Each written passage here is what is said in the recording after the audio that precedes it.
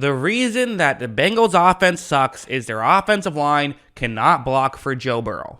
Well, not exactly. There's actually a lot more that goes into it, and certainly an element of it is the offensive line is still not spectacular, but a lot of times when they were giving up pressures, it was actually with their better players giving up those pressures, not their worst ones. And some of the sacks were, of course, on Burrow, as it's becoming an increasing narrative that Burrow does take way too many sacks, which is absolutely true, and some of this is even on coaching. So let's talk about who is to blame right here for this. Well, the first guy to watch is going to be La'el Collins, who, again, very good player. They didn't have the best game today, but part of that is he's going up against Micah Parsons. Okay, yes, when you're going up against Micah Parsons, it is going to be more difficult to win one-on-one matchups. You see Parsons is going to win this matchup. I'm surprised Mixon didn't chip him there. I would have maybe had him chip him, but Parsons is able to generate a pressure, and that's just Parsons beating Collins. It is what it is. But if you're Joe Burrow, the play is not dead right here. You got out of that initial pressure,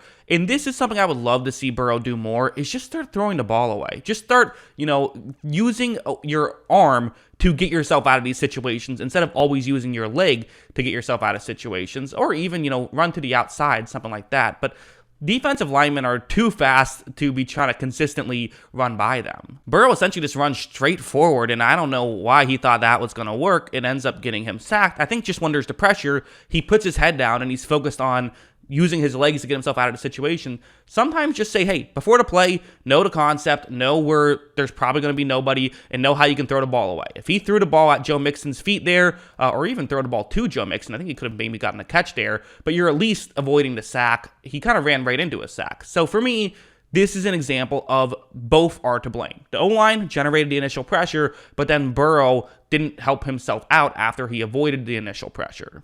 Now, this play, I'm going to have to say, is just a mishap by not even the offensive line. It's actually going to be a tight end blocking right here. So again, this is going to be a bad blocking play, but it's going to be by Drew Sample, the tight end. So it's not even an offensive lineman here. Maybe you could argue 73 Jonah Williams. Watch how Jonah Williams doesn't really get too much contact. He helped out on the other side. Maybe you help out your tight end more there in that scenario. But for Burrow, what was he supposed to do there? I mean, it was a blindside hit. He was looking for the play to develop. That's just a total nothing you can do. Great pass rush move. You get sacked. It is what it is. Move on and see the next play. So 2 plays in, or 2 sacks in now at this point.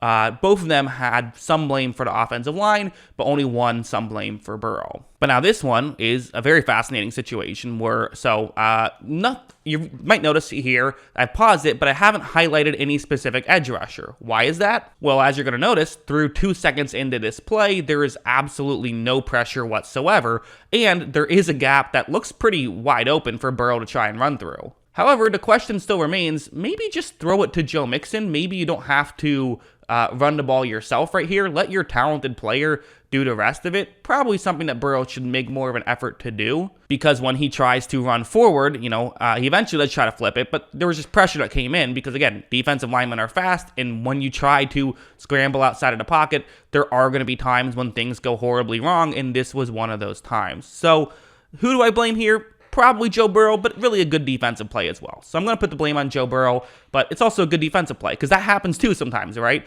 Every time there's a sack, everyone blames the offensive line or the quarterback, but you got to give credit to the defensive lineman as well. This play is another one where what's going to happen here is that, again, no one highlighted. What does that mean? Well, I'm going to play it for 2.5 seconds and then pause it. So 2.5 seconds, that's typically as long as you get. Got to make a decision by 2.5 seconds. Anything more than 2.5 seconds, the offensive lineman is allowed to say, hey, we gave you the time to make the play. The play didn't happen. The exception is on a particularly long developing play, which, typically you will have more help there, which the Bengals did not here. They had a tight end and halfback lined up there, but they both ran routes. So in this scenario, Burrow does have to make a decision. Instead, Burrow kind of just runs backwards and really just runs until he gets sacked right there. So it's another one that's on Burrow, in my opinion. I mean, you only get so much time. The other thing I would say is you could argue it's on the wide receiving core, because, again, that does come into play as well. If guys aren't getting open, quarterback holds on to the ball for too long, gets sacked that way. Jamar Chase does help protect Burrow in a sense because he's able to get open quick enough that Burrow will get rid of the ball quicker. But the final score count now is going to be 3 have blame for Burrow and just 2 blame for the offensive line. We'll also throw 1 on the receiving core. Why not? Going over to this play, where this is one where you could argue coaching is a thing, where, Jonah Williams one-on-one blocking Micah Parsons. This is another one of those, like, for the Bengals, you can't blame them like, oh, they didn't help the offensive line enough. Like, Jonah Williams is a good offensive lineman going up against a great defensive lineman. The only real thing you could do here is maybe just help yourself out more, chip edge rushers more. Zach Taylor doesn't like to do that, which I think is a mistake. I think that, a halfback can still run a check down route pretty much just as effectively if they're chipping a guy or not chipping a guy. So just have him chip a guy. It's, you don't do it every play, but doing it some makes sense in my opinion. But as you see, Jonah Williams is going to, do what he can here, but Parsons is able to get there. You could argue that Joe Burrow did kind of run into it a little bit by running back, but I think it was a sack either way. This is on just the offensive line for me. We got 3 on the offensive line, 3 on Joe Burrow, and 1 left. Who is it going to be? Who is going to be the big winner of who deserves more blame here? So we're going to go over here, and it's going to be a Micah Parsons thing again. So I think the biggest takeaway here is who deserves the most blame. Micah Parsons is probably the answer here, but Parsons going up one-on-one against Collins, the right tackle. Again, it's going to be very similar to that first play where he is able to generate pressure, but Collins does eventually win the matchup and get him out of the way. I'm going to be honest, part of me feels like this is a fine play by Collins. Like, this is just Micah Parsons being Micah Parsons. You were able to keep Joe Burrow alive. Like, that's kind of not the end of the world. Also worth noting, we are 3 seconds into this play. So again, for Burrow, you got to just use your arm right here. I mean, I don't know why you would try to run right here because, Leighton Vander Esch, the linebacker, is right there, and he's going to make a tackle. Unless you believe you can, make a move on him. Like, listen, if it's Lamar Jackson, okay, I get it. If it's Cam Newton, okay, I get it. But Burrow is a great athlete, but he's not those guys. As you see, he is still going to try to run, and that would be sack number 6 on the day for the Bengals. So, I'll kind of put it on both of them. I think what I'll put it on is I'll say that Joe Burrow deserves probably more blame for that one than the offensive line did. So I'll give the win to Joe Burrow for the most blame for the for all those sacks. But both did deserve blame. But again, it was the tackles for the Bengals, which are pretty good. So it's not a long-term concern for me, the offensive line. I think they'll be fine. To me, it was one of the guard positions that I was the most concerned about.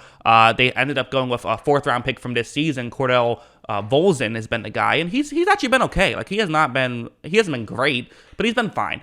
He's not been a mess that they had to deal with last year with Adeniji and Jackson Carman. As for Burrow, listen, he's going to run into some sacks, but at the same time, there's also plenty of examples of him doing these things that I'm saying, what are you thinking about doing? But then he gets away with it and gets a touchdown. So I'm not even saying that Burrow should change his play style, but just this play style is going to generate a lot of sacks, and it's going to make the offensive line look worse around him, but that's not really entirely fair in my opinion. But that's just my opinion. What do you guys think? Who deserves more blame? Should Joe Burrow change his style, or should he just keep doing it because it is working for him? Let me know in the comments below. Oh no, not working this year, but let me know in the comments below.